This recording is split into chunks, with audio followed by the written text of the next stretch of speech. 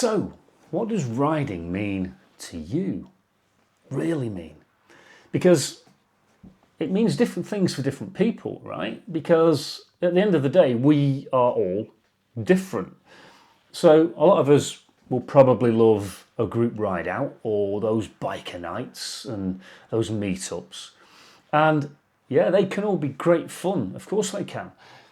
Until you realise that, well, half the evening is spent waiting for someone who's, I'm only 5 minutes away. Yeah. And, well, the other half is spent deciding where to stop and get some chips. So today, what I want to talk about is something a little bit quieter, maybe, a little bit more mindful, and something that a lot of riders do quietly enjoy but rarely admit to. And that is, the 5 powerful benefits of actually riding alone. And especially if you're either a returning rider looking to build their confidence back up, or maybe a rider of, let's say, more mature years. Yeah. So, riding solo, just imagine no notifications from that overpopulated WhatsApp group. No meeting point analysis. None of that. So which route are we taking today? There's no debate.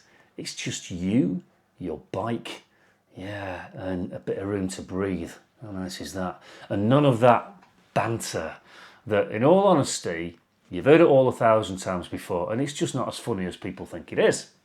So, if that sounds exactly like what you do need right now, well, stick around as we explore the 5 reasons to ride solo. There's a quiet beat before the engine wakes, a small pause where the world just feels lighter.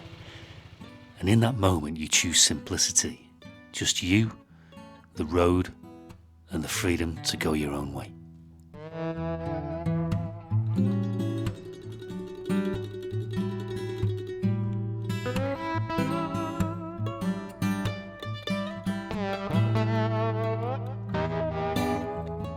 When you do ride solo, there's no schedule. You are the schedule. There's no waiting around at the petrol stations for someone who just needs to nip in for a drink. None of that. There's no pressure at all to keep up with the group that somehow seems to be doing 40 and 80 at the same time. When you ride solo, you can start where you like, you can stop whenever you do like, and you can change the plan in a moment's notice without a full committee vote. So riding solo is simple. It's low stress riding, which, let's be honest, is what many of us want from biking, especially as we get older. Put it this way, that freedom that you imagined when you first got your license, without all of the organisational faff that comes along with adulthood, well, that's riding solo. And we don't realise how peaceful biking can be until we go for a whole day, a whole ride without hearing, is this the right turn? Or, oh God, where the hell has Dave gone now? As I say, all of that banter that we hear, that we've actually heard before, all of that noise in our helmets, it goes on all the time. And without all of that, suddenly it's simple. Suddenly the road feels a lot wider and you're reminded, oh yeah, this is why I really like this.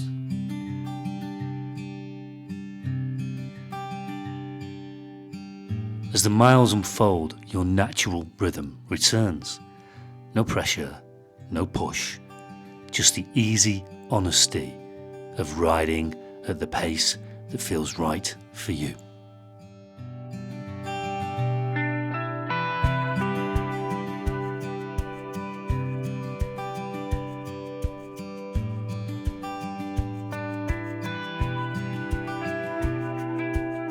When you're on your own, the pace becomes yours.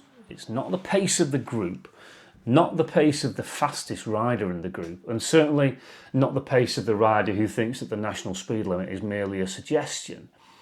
You can do what you want. You can take it steady if you want to, while your confidence builds up again. You can repeat that same stretch of road if you want to, like when you've got that song that you just want to hear that one more time.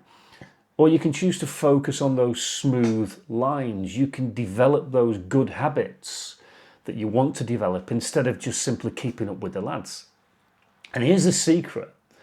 That is where your real skill improves. Your throttle hand relaxes, your vision extends outwards. You stop reacting to what's happening in the group and you start riding intentionally. It's like rediscovering the craft of motorcycling all for yourself and not just the motion or the notion of it.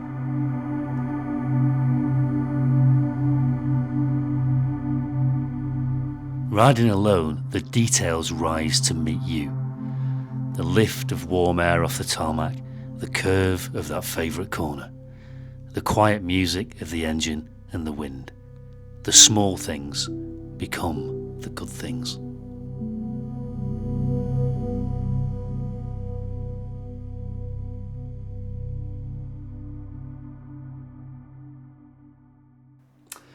Riding alone quietens everything down. There's no chatter in your helmet. There are no other distractions going on. It's just you, it's your bike, it's the road that you choose to ride, and it's your senses slowly waking back up and coming back to life. You start to notice things. The smell of the rain on the warm tarmac, or that hint of wood smoke from a log burner somewhere just over the hill or around the corner. The texture of the road as it changes under your tyres, you can hear it and feel it when it happens. And you feel that kind of tiny smile that you didn't realise had just crept back onto your face. Your attention lands back on the ride and not on the other riders. And that, in its simple format, is brilliant. It's great for safety, but honestly, it's great for your soul as well. Some people choose to meditate. Some people do yoga. Yeah, guilty. Twice a week. I love it. Some people do DIY or gardening. Not guilty. Don't like it. But when you get on a machine with an engine and you do it alone, you just seem to find that inner peace that you just don't seem to find in a group. And somehow it just simply works. With every solo mile, a gentle confidence just settles in. Not loud, not heroic, just a steady reminder that you can handle whatever comes.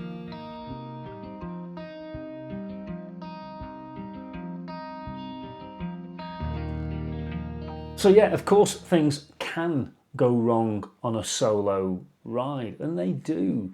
You know, the weather can turn, you can miss a turn.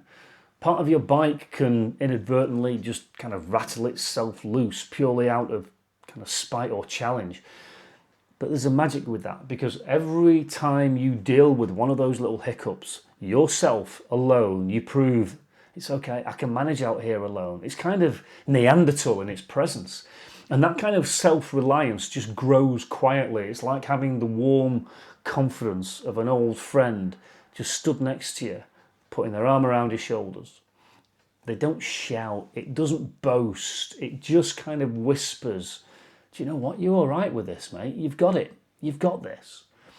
And as returning riders or more mature riders, well, that reassurance, that confidence build is absolutely priceless.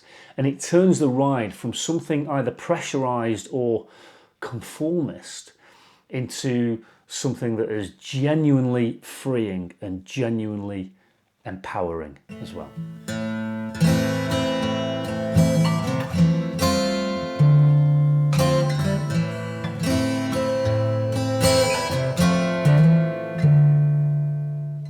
And when the ride ends, you return with something that's quietly yours.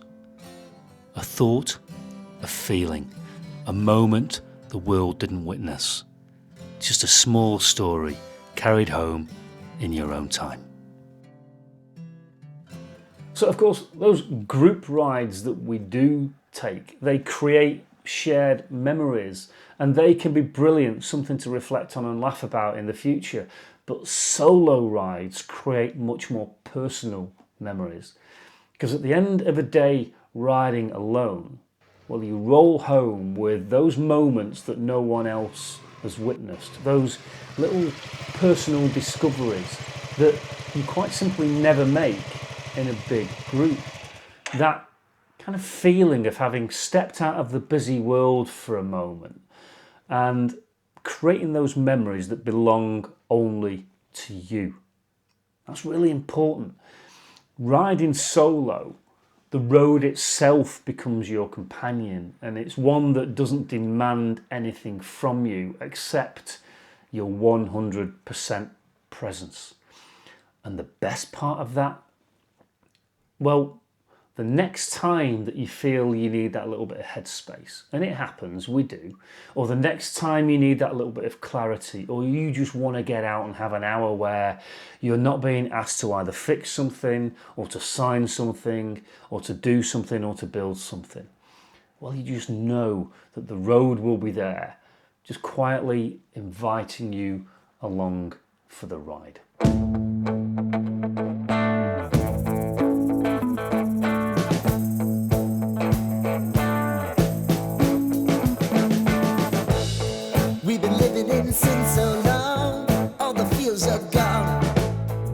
Stopped me on the street last night, said everything's alright.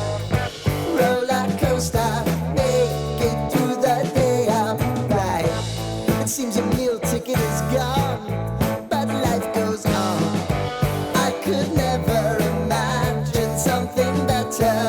Yeah, right. Now you're cooking on high heat in the middle of the street.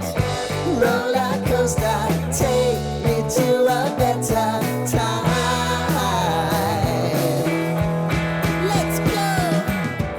So there you go, the 5 benefits of riding solo. That freedom from the faff of the group, riding at your own pace, the sharper focus and a calmer mind that it can bring, that quiet self-reliance, and finally those stories that are entirely yours. But yeah, there are many, many more, dozens more benefits as well, and you'll no doubt find your own ones once you actually get out there and give it a go. So yeah, I'm keen to learn more. Let me know what your benefits are. I'd be interested to hear more about it. What do you love most about riding alone? So drop your thoughts, drop your comments into the comments section. So yeah, if you have been avoiding solo riding for whatever reason, I get it, but maybe it is time to just give it a bit of a go. You know, get some good weather, find some familiar roads, or even bad weather and unfamiliar roads if you want. Just go out with a clear head, no pressure, and just head out and enjoy the experience for exactly what it is and whatever it turns out to be. So that's it for this week, the 5 top benefits of riding solo. Thank you again for watching. My name is Rob. This is Back in the Saddle. And yeah, don't forget to give us a like if you like what we do. Don't forget to give us a subscribe as well. And yeah, I promise I'll be back again really soon with more reviews, with more reflections, and yeah, just some honest chats like this one as well. So thanks again, take care, ride safe, and I'll see you again really soon.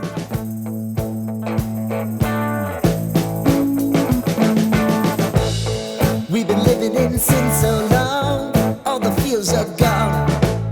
Fella stopped me on the street last night, said everything's alright.